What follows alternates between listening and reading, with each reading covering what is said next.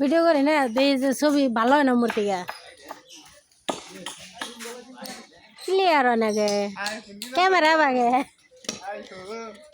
কারণ না ক্যামেরা বললো গে কে বাড়ি দিলে কি করবো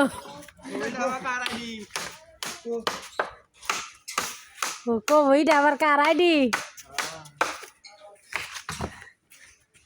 আর না